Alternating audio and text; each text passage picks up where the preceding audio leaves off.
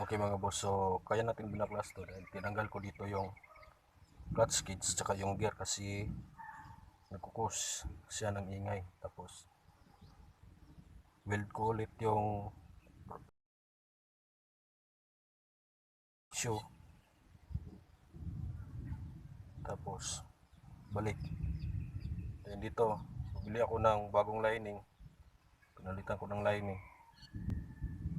Tapos dito mga boss, mag-add tayo ng washer. Okay, so ganito kakapal yung nilagay ko mga boss, 9mm. 9. Sinubukan ko kanina 10mm, saktong sagad siya, tapos hindi to nagagalaw.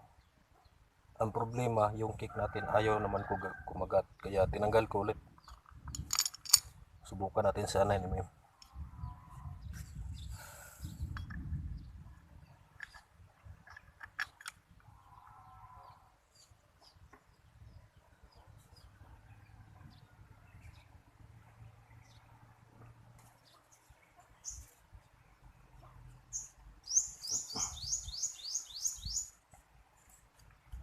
So minsan mga boss, masaya to sa cover. Huwag nyo na lang pilitin na huwag nyo na lang pursahin mga boss na tanggalin. Huwag nyo lang pursahin pagtanggal, baka lalong masira.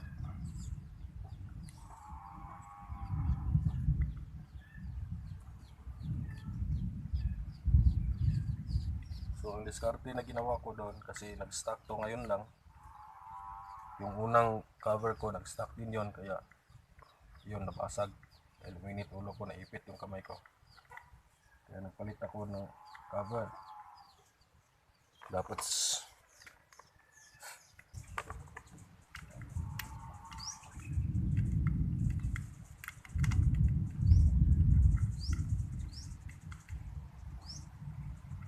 so at least gumagalaw na siya. So palagay ko yan, fix na.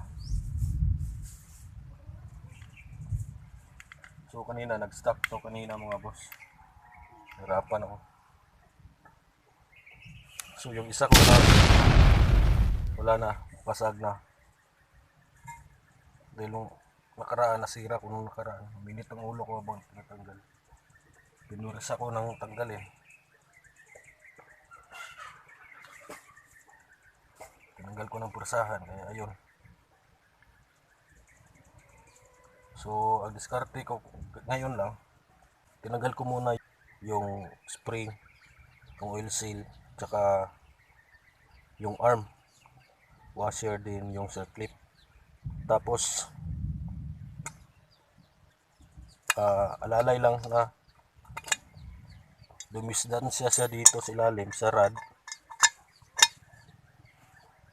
Tiyagain nyo lang para umatras, tapos sugutin nyo to doon sa ilalim. Makikita nyo yung rod, sasaya to dito sa gilid,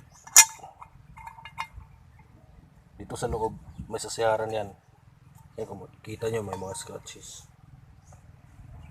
hindi klaro, may mga scratch yan dahil sumayad. So ngayon ibabalik ko lang ito mga boss. Basta huwag nyo lang pursahin ang pagtanggal mga boss kapag sumayan. Alalayin nyo lang, alalay lang. Kaya nilakyan ko na lang yung butas na pinapasukan ng rod sa cover, yung tipong smooth na lang siya kapag pinapasok mo. Kasi kapag matigas, baka magproblema kapag tatanggalin mo na yon ulit, gaya na nangyari sa akin. So kapag medyo natigas, pag napansin mo, wag mo na lang ipilit, tapos kunin mo na lang, tapos lakihan mo yung butas niya. Yan, kung makikita nyo yung bago pa yung gasket na binili ko, tapos wala yung nabasag o nagkapunit-punit.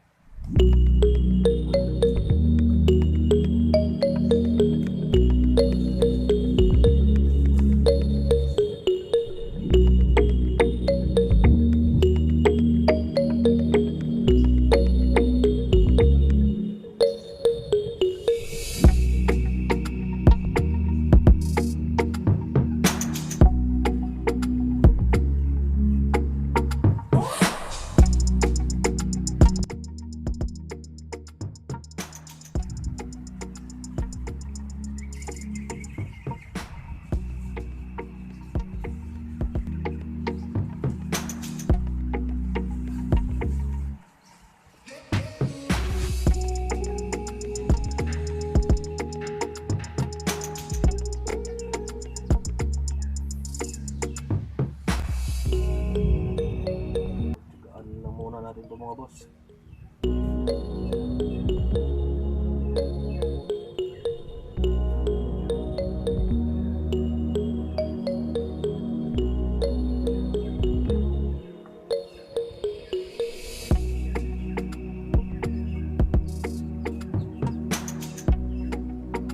Bibilin lang ulit tayo ng bagong gasket dahil wala eh, nagpunit-punit na eh.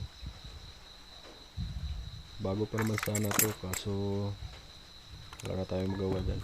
So pagtagaan mo na lang natin to hanggang mapatakbo para sa test ride. Tapos yun na lang muna. Saka na lang ako magpapalit ng gasket nito pag naging okay na to.